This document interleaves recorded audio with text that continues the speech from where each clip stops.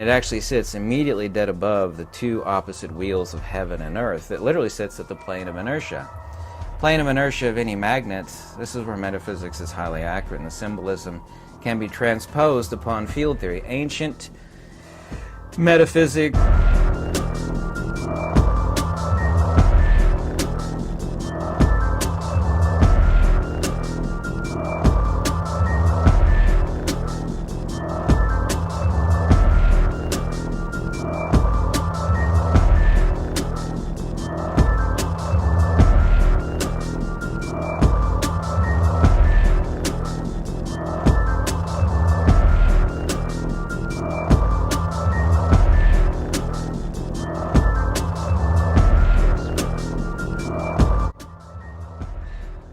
I have been fighting for decades in correct translation of ancient Pali and showing people symbolism.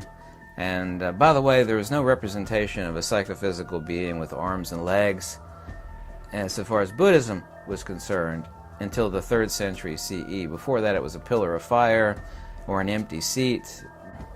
Svayambhu, meaning self-born. You'll actually see early representations of an empty an empty spot above a lotus, which is on top of two twin wheels which are back to back, perpendicular to the lotus and the empty seat above it.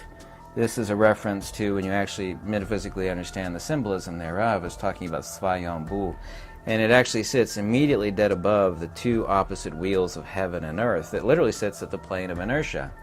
Plane of inertia of any magnet, this is where metaphysics is highly accurate, and the symbolism can be transposed upon field theory. Ancient metaphysics of original Buddhism and Advaita Vedanta and the Vedas can literally be transposed and vice versa upon one another. It talks about the greatest attainment to be at the intersection and inverse of modalities of opposites, and the same thing with a magnet. A North Pole and a South Pole. A magnet doesn't have poles.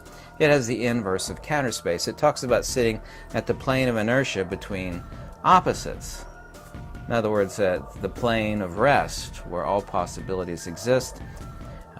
This, of course, sits also to the inverse pillars, the inverse wheels on top of a pillar. The pillar, of course, is the world tree, or the unmoved mover, i.e. the axis of the absolute, or the agathon.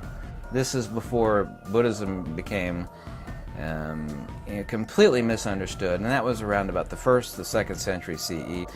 The earliest symbolism, like on the Sanchi Top and others, will actually show people with their hands held in praise as bhikkhu and bhikkhuni, which doesn't mean monk and nun.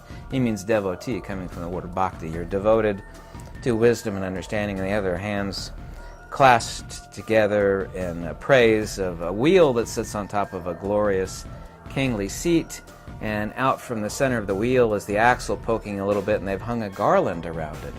A garland which is meant to hang around that which is of highest praise, be it a king or a queen, or in this case, the absolute. And the metaphysical symbolism of a common fool will look at that. Wasn't that beautiful? Look how beautifully that's carved. They don't get it. It's like, well, there's this wheel and there's this garland hanging around it, and no person that's commented on that carving, and there are many different variations on that carving, actually understand what is being said, because they're thinking about it. It's a metaphysical symbolism that requires a legend within your own head to understand metaphysics. This means they're giving praise to the unmoved mover, the axle, around which this garland of lotuses strung on a, they'll actually take, they do that still in Hawaii, they make leis out of it, right? You take beautiful flowers, you thread them, and you make a garland necklace of highest praise to a newcomer, or somebody of importance. They have this garland hanging around an axle shaft, which is sticking out from the wheel. And this is giving praise to the transcendent, unmoved mover, the axis mundi of the entire universe, but not the universe of form and phenomena, which would be the empirical wheel of the spokes and the rim of the wheel, which goes round and is the round and round of samsara, of suffering, rather the unmoved mover. So you have people actually hanging garlands of flowers upon the unmoved mover. Not that they're actually worshiping this. However, later unintelligent people would do that. They say, well, they're worshiping this pillar. They're hanging garlands around it as it's poking through this large wheel. It's like, no, that's not what's going on. That's not what's going on at all. It's meant to be the communication tool of metaphysics. And there's an ancient artifact from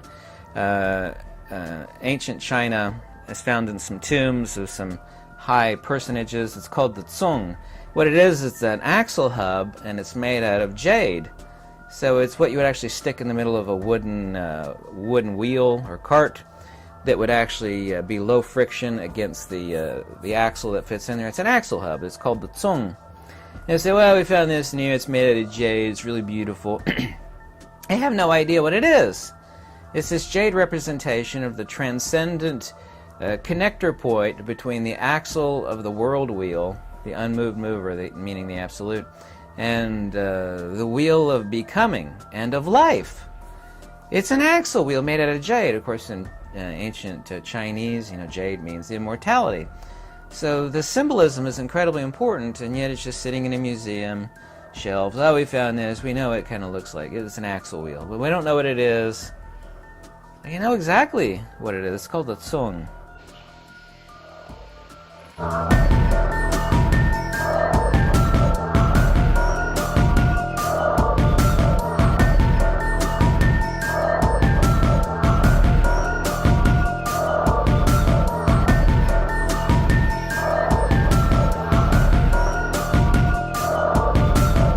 批冠到这里本该接近尾声，但今日我再添一笔，唱与诸位听。